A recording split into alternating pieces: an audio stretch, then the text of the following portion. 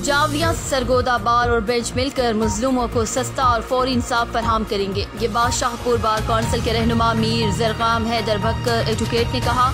उन्होंने नुमाइंदा बोलू टीवी से कहा कि हमें इस बात का एहसास है कि कोरोना लॉकडाउन से अदालतों का वक्त आया हुआ है और इंसाफ की फरहमी में ताखीर हुई है। हम पूरी कोशिश करेंगे कि बार और बेंच के बाहमी ताउन से मजलूम को बर वक्त और तेज इंसाफ मिल सके। रिपोर्ट हाजी जफर अब्बास, जावरिया। मजीद खबरों और अपडेट्स के लिए देखते रहिए बोलो टीवी ग्रीस।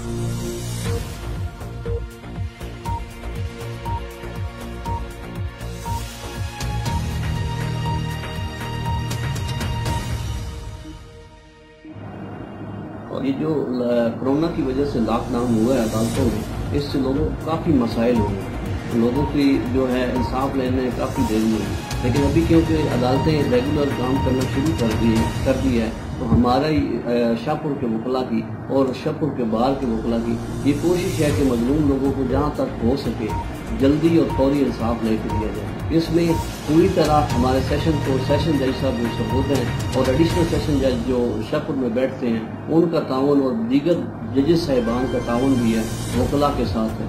इंशाअल्लाह ताला हमारी पूरी कोशिश होगी कि जो लोगों का वक्त ज़ाया हुआ है इस कोरोना लॉकडाउन की वजह से, उससे जल्द अज जल्द लोगों